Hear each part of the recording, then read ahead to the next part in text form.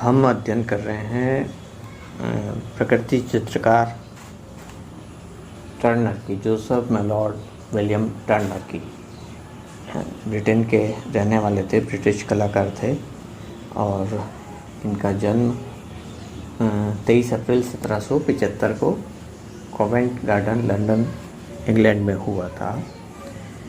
Turner एक ऐसे प्रतिभाशाली चित्रकार थे जिन्होंने सुंदर और विभत्स दोनों ही प्रकार के प्राकृतिक दृश्यों को चित्रित किया। विभत्स इस दृष्टि में कि प्रकृति का जो रौद्र रूप है, जो जिसमें प्रकृति चीज़ों को नष्ट करती है, कहीं ना कहीं उससे नुकसान होता है मानवीय सभ्यता को, वह उसका रौद्र रूप के रूप में हम उसको जानते हैं।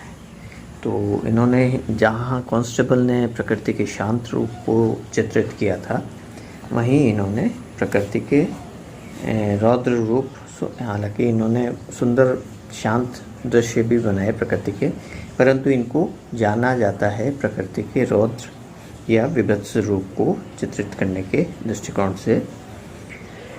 इन्होंने समुद्री दृश्य, नदियाँ, पर्वत, चमकती धूप और विशाल मेघों से आच्छादित आकाश का उन्होंने सुंदर अंकन किया। और जैसा कि बताया कि 1975 में इनका जन्म हुआ था और 19 दिसंबर 1851 को 76 वर्ष की उम्र में इनकी मृत्यु हो गई थी।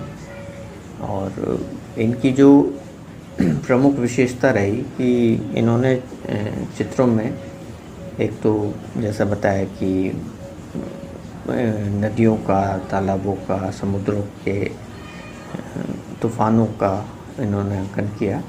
दूसरा, इन्होंने इनके जो चित्र होते थे उसके अंदर अंधेरे के क्षेत्र, डार्क पोर्शंस ज़्यादा होते थे और जो लाइट है वो सीमित एक सोर्स से या क्षेत्र से या दिशा से आती प्रतीत होती थी। नाटकीयता इनके चित्रों में अगर प्रकाश की दृष्टि से देखें तो वह मिलती है। और इसका एक अच्छा उदाहरण हमने फिशरमैन एट सी नामक चित्र के बारे में जब हमने उसको गहराई से चर्चा करके देखा तो उसके अंदर ये तत्व नज़र आते हैं। और इनका जो स्नो स्टॉर्म है और एक जो प्रसिद्ध चित्र जिसको हम जानते हैं रेल, स्टीम एंड स्पीड, इसके बारे में हम बात करेंगे। और रेल, स्टीम एंड स्पीड जैसा कि नाम से दिख रहा है कि इसमें रेल भी है, ट्रेन भी है और चूँकि उस समय जो स्टीम इंजन्स होते थे तो उनसे निकलने वाली स्टीम भी है। और जो स्पीड, जो तीसरा तत्व जो इसमें हम टाइटल में देख रहे हैं वो है स्पीड। तो स्पीड को चित्र के माध्यम से दर्शाना, ये इस चित्र की एक तरह से हम प्रमुखता या विशेषता कह सकते हैं। इस दृश्य में अगर हम ये एक तरह से प्रभाववादी चित्रकारों को बहुत प्रेरित करने वाला चित्र मान सकते हैं, क्योंकि इसमें वातावरण में से कहीं कहीं झांकते हुए पुल और ट्रेन या रेल दिखाई दे रही है। जो नदियों के ऊपर जो पुल बने होते हैं वो भी हल्के हल्के कहीं कहीं दिख रहे हैं। ज़्यादातर भाग में अगर हम उसको जूम इन करके देखें, उसको और नज़दीके से देखें तो केवल रंगों का ही प्रभाव नज़र आता है और हल्के हल्के उसमें कहीं कहीं जो आकृतियाँ नज़र आ रही हैं। जो ट्रेन है वो उसकी स्पीड को दर्शाने के लिए उसके अंदर जो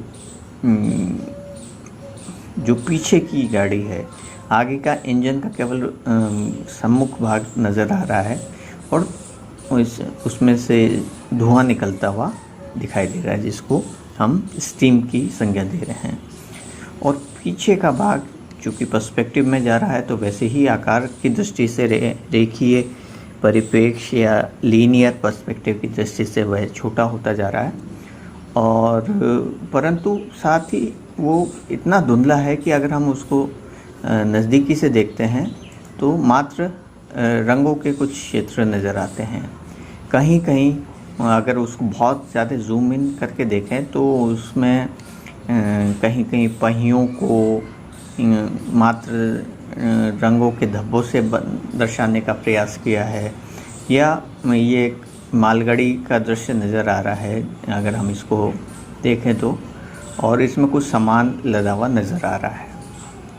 तो ट्रेन के नाम पे इंजन का सम्मुख भाग ही प्रमुखता से दिखाई दे रहा है, और सम्मुख भाग में भी एक काला भाग जिसके ऊपर शायद चाकू या नाइफ, जो पैलेट नाइफ होता है, उससे रंगों के मोटे क्षेत्र स्ट्रोक्स लगाए हुए हैं।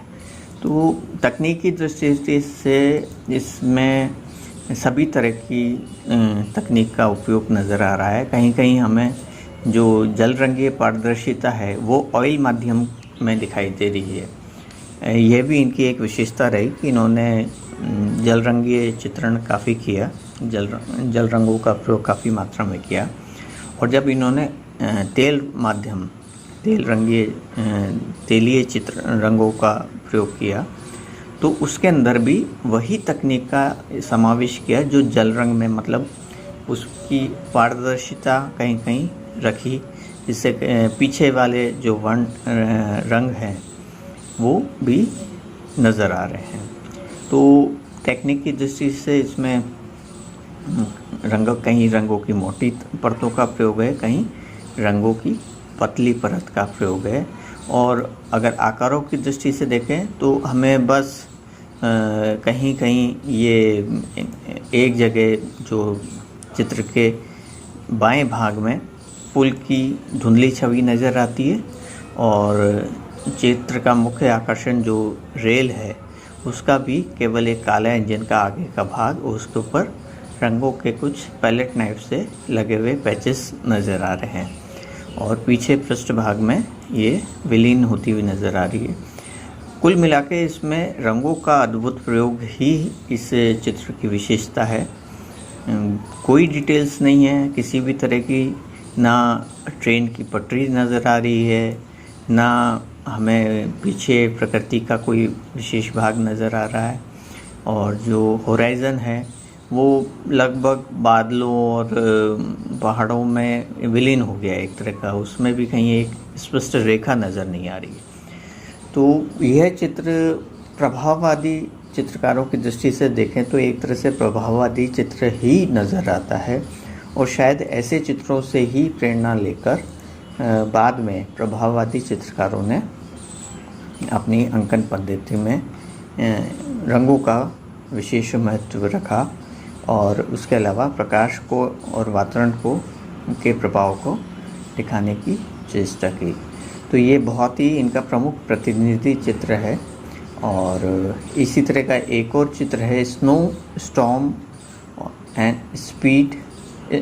Steam boat of harbours mouth. इसमें स्नो स्टॉर्म है, मतलब बर्फीला तूफान है, स्टीम बोट है जो कि स्टीम बोट जैसे स्टीम इंजन होता है ट्रेन के लिए, इस स्टीम भाप से चलने वाली बोट्स भी होती है, ऑफ ए हार्बर माउथ। तो ये दृश्य को भी अगर हम देखें तो इसमें भी लगभग वही वातावरण नज़र आता है जो पूर्व के चित्र जिसकी हमने चर्चा की उसके अंदर स्टीम स्पीड और ये ट्रेन, ये जो चित्र है इसके अंदर। तो इसके अंदर भी बोट के नाम पे हमें मात्र बीच में हल्के प्रकाश में, हल्के धुंधले प्रकाश में एक रंगों के कुछ धब्बे नज़र आते हैं, और एक जो पाल है, पाल टाइप का, या एक जो एक स्तंभ निकला हुआ है, उससे हम ये अंदाज़ा लगा सकते हैं कि ये किसी बोट का दृश्य है, स्टीम बोट का। उसके अलावा लहरों के और तूफ़ान के अंकन में इतना खूबसूरती से उसको चित्रित किया है कि ये पूर्ण तरह से एक तरह से जो है एब्स्ट्रैक्ट पेंटिंग, वस्तु निरपेक्ष चित्रण के समकक्ष आ गया है। जो मोने के चित्र थे या फिर माने के जो वाटर लिलीज़ वाले जो सीरीज़ थी, उसकी अगर हम चर्चा करें तो यह चित्र लगभग उसी श्रेणी के प्रतीत होते हैं। और इसके अंदर आकारों को महत्व बिल्कुल नहीं दिया गया और ज़्यादातर प्रकाश और वातावरण का प्रभाव और रंगों का प्रयोग ये प्रमुखता से देखा जा सकता है। तो इस प्रकार से जो टंडर है उनकी कला के दो प्रमुख विशेषताएं नज़र आई। एक तो उन्होंने जो है अंधेरे के चित्रों का अधिक अंकन किया और दूसरा अपने जल रंगीय पद्धति का उन्होंने तेल चित्रण में तकनीक में प्रयोग किया और तीसरा अगर हम बात करें तो उनके विषय की दृष्टि से उन्होंने प्रकृति के रौद्र रूप या विभत्स रूप को अधिक प्रमुखता से चित्रित किया है। तो आज हमने पढ़ा प्रमुख चित्रकार टंडर के बारे में और आने वाले लेक्चर में हम अन्य चित्रकारों के बारे में चर्चा करेंगे। धन्यवाद।